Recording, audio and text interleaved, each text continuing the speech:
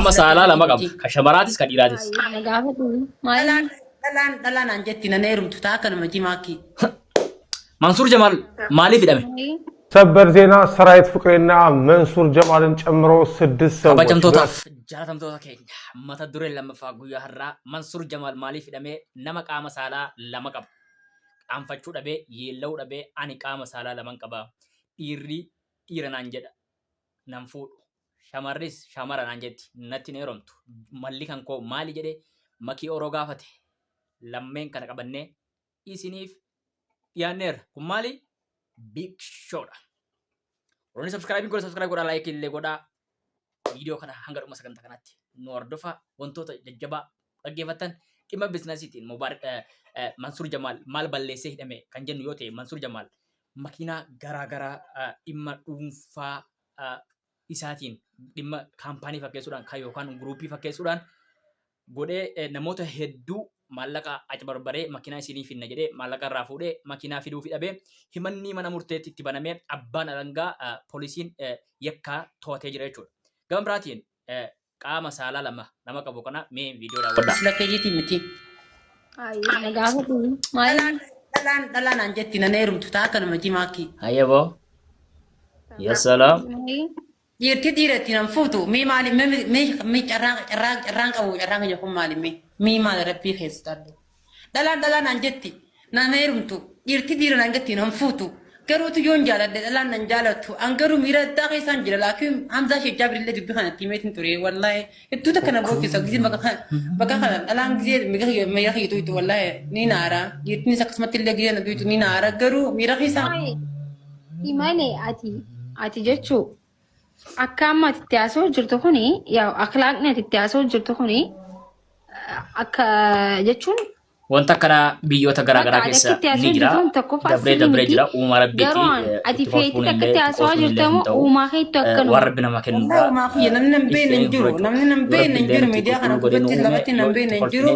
Akshin bakka kana nabbaree jira. Rakkoo biraatiif nu saaxiluu danda'a jedhee yaada. Kabira ilmaan keenya wantoota rabbii fidini.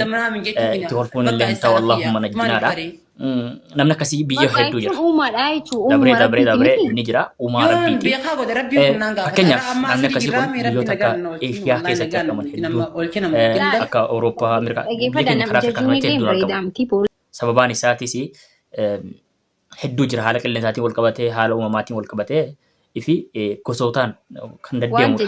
Ni gala biyya keenya keessatti keessattuu Afrikaa keessatti Itoophiyaa qofa osoo hin taane Afrikaa keessatti hin argamanii gara biyya baha Afrikaa kana Somaaliyaadhaa fi Itoophiyaa keessatti dabranii ni argaman. Fi biyyoota Arabaa kana keessa ni argaman. Irra guddaa immoo biyya jarriitti argaman kara biyya Indii, Eeshiyaa, Paakistaan. Namni tokko hanqamta akka jechuun sabrii hanqa qabu tokko illee ni keessatti ni argaman. Biyyoota hedduminaan keessatti argaman kana keessatti ofiif ol fuudha.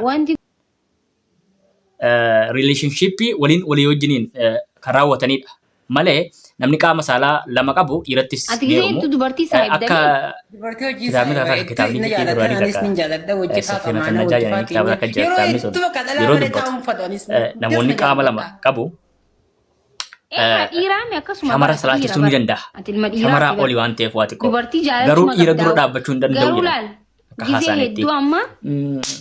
Alaa kulli haal biyya garaagaraatti maqaa garaagaraa qaba. Amma fakkeenyaaf gara Harargee kanatti maal jedhamu? Kormaa jeddaa jedhan. Gara naannoo keessanitti hoo namni qaama saalaa lama qabu maal jedhama? Kan shamaraas kan dhiiraas. Irra guddaan isaanii carraa dhaluu hin argatan. Carraa dhaluu hin argatan. Carraa dhaluu isaa argatanii nama akkasii heddummachuudha. Carraa hin dhalan. Akkas taanaan booda ilmoo argatan. Namni gaafa kormaa jeddaal ta'e gaafa shamaras ta'e dhiiras ta'e ilmoo argatu. Akkasumatti wanni jiraata bakka relationshipii jaalaluma jiraata garuu simmeetii ni qaba. Namoonni tokko tokko gara lammanii nutti dhaga'ama. Nama takka takkatti immoo hin dhaga'amu. Namni takka takka amma fakkeenyaaf dhiira fakkaata hareedas ni qaba harmas ni qaba.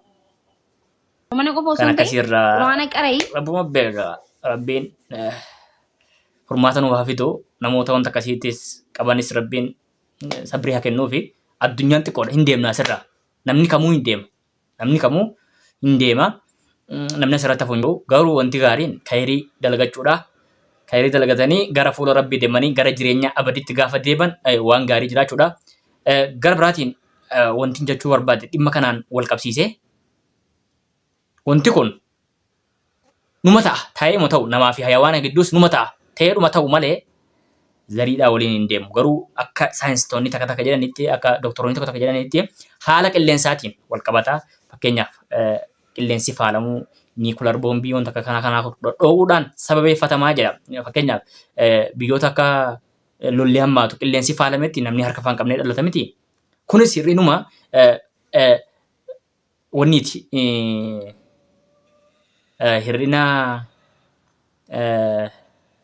Hir'ina maal jedha? Wanta akka jira maqaan isaatu hormoonii. Hir'ina hormooniiti. Hormooniidha. Hormoonii yoo kan beektan ta'e hir'ina hormooniiti waan akkasii dhufa.